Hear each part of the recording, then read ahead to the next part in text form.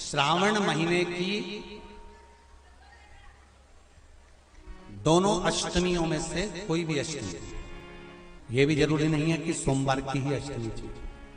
श्रावण महीने की दोनों अष्टमियों में से कोई भी अष्टमी को कितना लगाना है? बीच वाला जो पत्ता है उस पर पीला चंदन। जब आपको लगे कि मेरा जीवन बहुत कष्टमय है, अब ये रोग, अब ये कष्ट दूर ही नहीं हो रहा, अब ये आए दिन तकलीफ पर तकलीफ बढ़ती जा रही है, आए दिन रोग बीमारी, पैसा घर में बच नहीं रहा, बहुत कष्टमय जीवन है, इसमें लगाओ पीला चंदन बेलपत्री की बीज पत्ती पर। महाराज, और बीज पत्ती पर जब चंदन लग जाए, लगने के बाद में ये दोनों पत्ती पर लाल चंदन लगा लीजिए।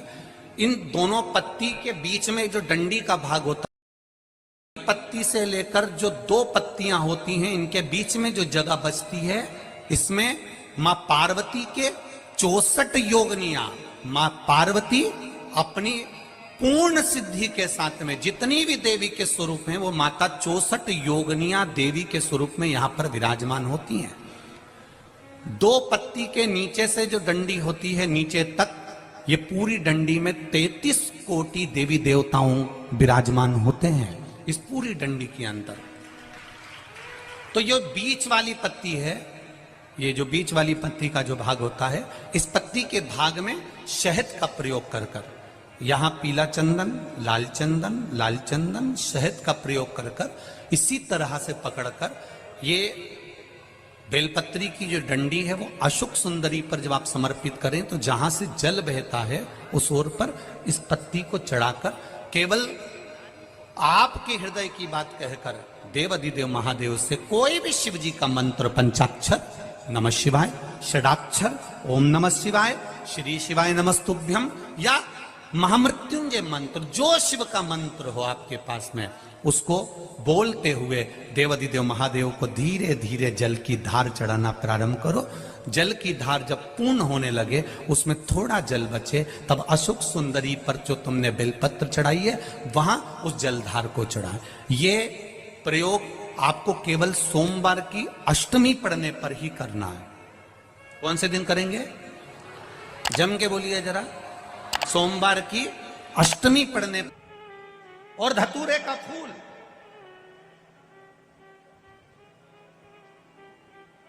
कांटे वाला धतूरा, और उसमें लगने वाला एक पुष्प। आस्था चैनल पर आप लोग देख रहे होंगे धतूरे के फूल का दर्शन।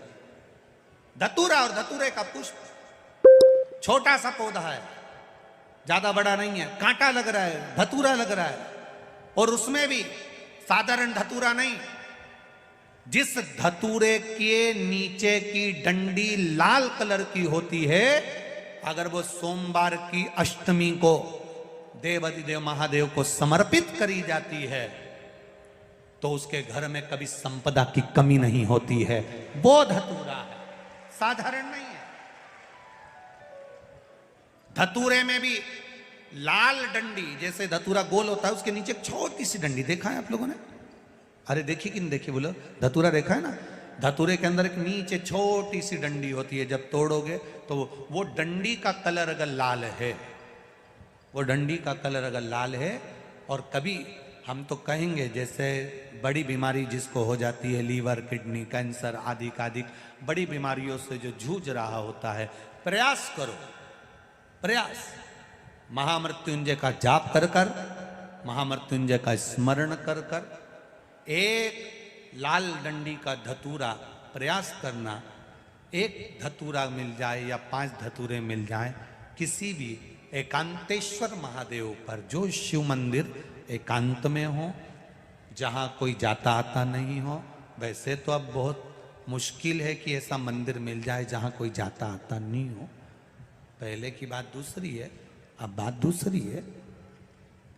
फिर भी कहीं आप रोड पे से निकल रहे हो, एकांतेश्वर महादेव अगर आपका दिख जाए, बहुत बीमारियों से ग्रसित हो, तो भी महामृत्युंजय जाप का स्मरण कर कर, या किसी विद्वत ब्राह्मण जन से महामृत्युंजय मंत्र का जाप कराकर, या भगवान शिव के मंत्र का जाप स्वयं कर कर, वो भी ना बने तो पंचाक्षर मंत्र नमः शिवाय, षडाक्षर मंत्र ओम नमः शिवाय या श्री शिवाय नमस्तुभ्यम जप कर वो लाल डंडी का धतूरा 5 एकांतेश्वर महादेव को आप समर्पित कर सकते हो। रोग थम जाएगा, जो दवाई खाओगे वो शरीर को लगना प्रारंभ हो जाएगी और आप स्वस्थ में होने वाली थी सावन की पहली, और मालूम पड़ा कि वो कथा छत्तीसगढ़ की पवित्र धरा पर है। अर्थात भजन का बल, भक्ति का बल, स्मरण, ये सब खींच कर लाते। चुंबक देखिए आप लोगों ने, वो चुंबक को गंगा में रस्सी बांधकर गोताखोर डालते हैं और उसमें चिपकने वाला जो भी सामान होता है वो चिपक जाता है। लकड़ी नहीं चिपकती, कपड़ा नहीं चिपकता, प्लास्टिक नहीं चिपकता। वो चुंबक में जो चुंबकीय तत्व होते हैं वही चिपकते हैं।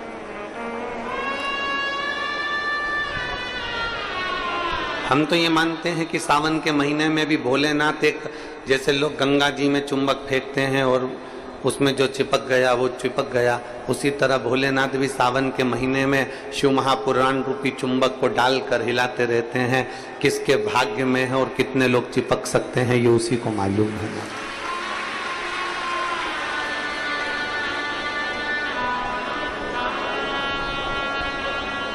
72 साल बाद ऐसा सावन आया है, और उस सावन में अगर भगवान की विरल भक्ति हमारे मुख से हो रही है, भजन हमारे मुख से हो रहा है, कीर्तन हमारे मुख से हो रहा है, तो आप और हम तो सब शिव के चरणों के दास हैं।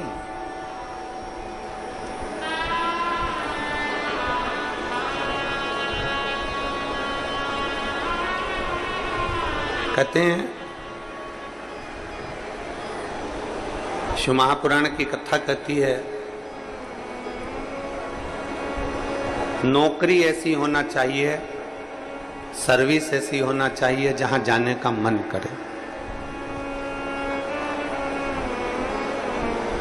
ऑफिस में तुम बैठते हो और दिन भर क्लेश मचे, फाइल तुम पढ़ते हो और फाइल उठाते से तुम्हारे को मानसिक टेंशन आ जाए, जरा जरा सी बात में चिंता खड़ी हो जाए, तो वो ऑफिस जाने का मन नहीं करता, नौकरी पर जाने का मन नहीं करता।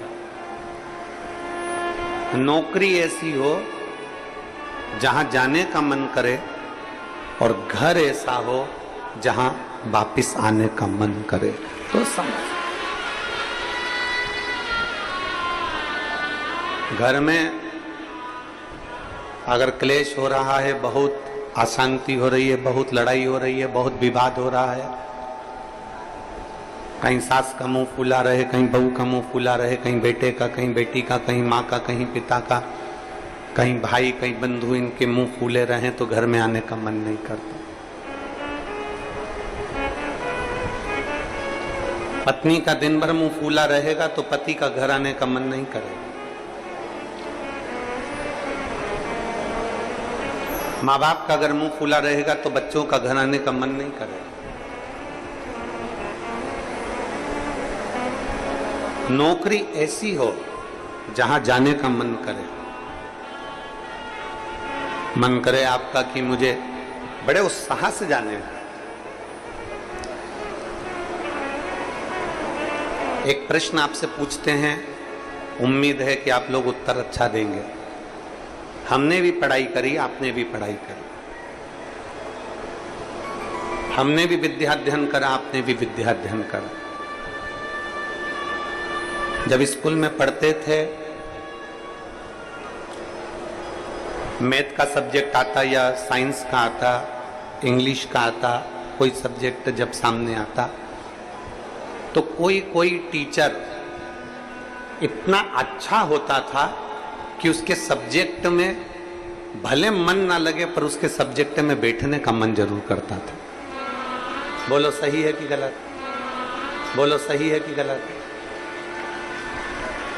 और कोई कोई टीचर ऐसा होता था कि उसके सब्जेक्ट में जाने का मन नहीं करता था।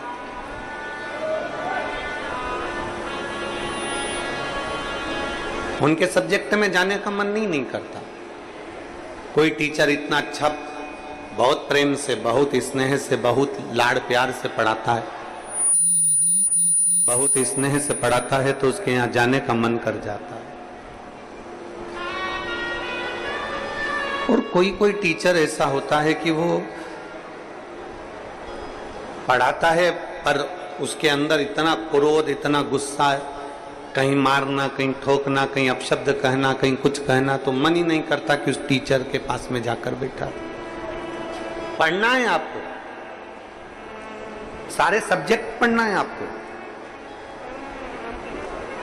और प्रत्येक सब्जेक्ट को आपको तैयार करना है, प्रत्येक सब्जेक्ट आपको पढ़ना है, पर आप उस टीचर के सब्जेक्ट में नहीं जाओगे। प्रत्येक सब्जेक्ट आपको पढ़ना है, प्रत्येक सब्जेक्ट आपको धारण करना है, पर आप उसके सब्जेक्ट में नहीं पहुंचोगे। बस जैसे स्कूल में कोई टीचर अच्छा है तो उसके सब्जेक्ट को पढ़ने के लिए आप जरूर जाते हो, उसी तरह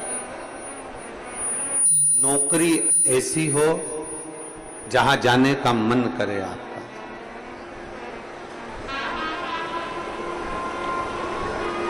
नौकरी ऐसी होना चाहिए जहां तुम्हारा जाने का मन करे, जहां तुम्हारा बार बार मन करे, 5 भी बज जाए ना तो भी मन करे कि थोड़ा आधे घंटे और काम कर लूं, 1 घंटे और काम कर लूं, 15-20 मिनट और काम कर लूं। नौकरी अगर अच्छी है तो तुम्हारा जाने का मन बड़ा करेगा और वहां बैठने का भी मन करेगा। तो शास्त्र कहता है कि नौकरी ऐसी हो जहां तुम्हारा जाने का मन करे, और घर ऐसा हो जहां पर सब प्रेम से रहते हो, तो नौकरी से और दुकान से घर आने का मन करे तो समझ लो कि तुम्हारा घर श्रेष्ठ है। तो समझिए कि उसमें तुम्हारी श्रेष्ठता है।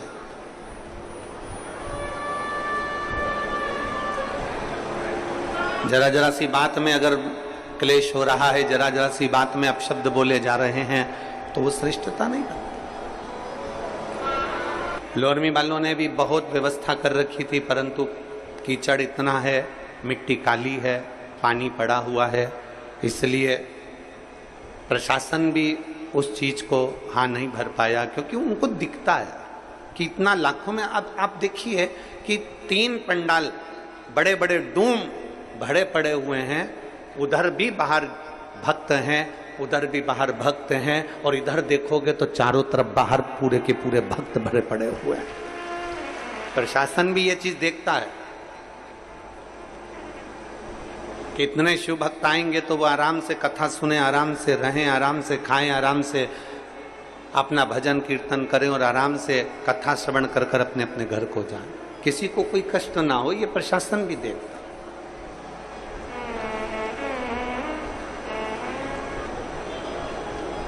21,600 श्वास में से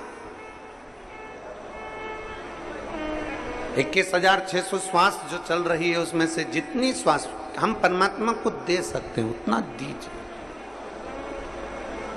हम जितना भजन कर सकते हैं उतना भजन करें,